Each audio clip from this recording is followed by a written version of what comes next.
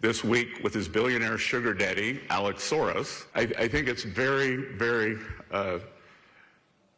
ironic that, Governor Newsom, who strikes me as Patrick Bateman meets Sparkle Beach Ken, may be the only Californian who knows less about economics than Kamala Harris. That's Treasury Secretary Scott Bessent at Davos slamming California Governor Gavin Newsom right to his face at Davos for things like Newsom meeting up with his billionaire, quote, sugar daddy, Alex Soros. Bessent also called Gavin Newsom, quote, too smug, too self-absorbed, and too economically illiterate to know anything, and for hobnobbing with the global elite while his California citizens are homeless. Joining us now, South Dakota GOP Congressman Dusty Johnson. We love having Dusty Johnson on. Congressman, good to see you. What do you make of Bessent excoriating what Democrats say is their front-runner for the White House in 2028? Well, I thought it was pretty funny. I mean, let's not give him too much credit. It's not exactly hard to make fun of Gavin Newsom and Alex Soros. Yeah, that being said, I also want our Treasury Secretary to remind America and the rest of the world, last quarter, our economy grew at 4.3%. The haters have been predicting the downfall of this American economy for a long time, but it is the little engine, the big engine, that can. I mean, it just keeps growing. We continue to see a really strong, robust economy, and that's good news, putting more money in people's pockets.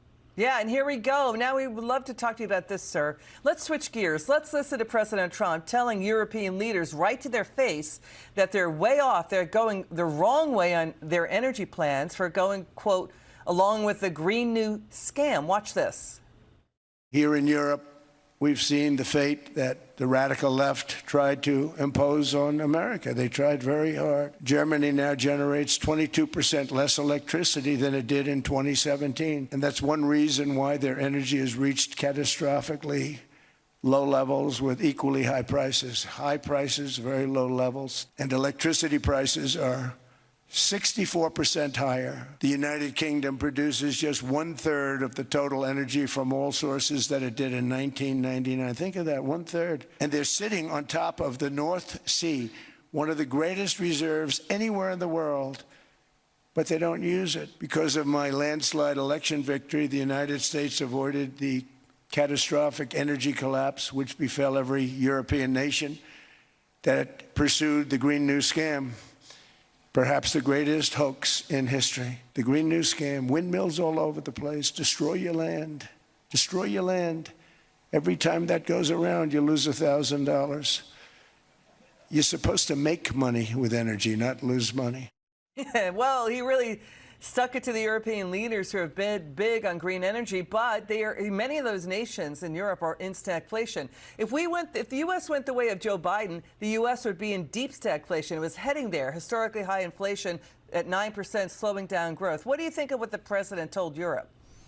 Oh, Liz, that is so well said, what you just described. I mean, you look at the last administration, we lost our way with open borders, with a bunch of woke nonsense, spending too much money, not making proper investments in the military. The president is right to remind Europe that that way lies madness.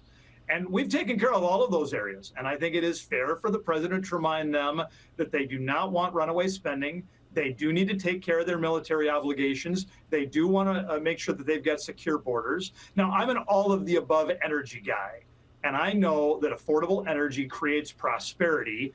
Europe has made a series of bad decisions. I don't mind the fact that they've got wind power, but them turning their back on and a number of their countries have, turning their back on nuclear, turning their back on oil and gas, frankly, has only increased energy. That's the wrong way. Such a great interview with Congressman Dusty Johnson. Please come back soon. We really enjoyed talking to you.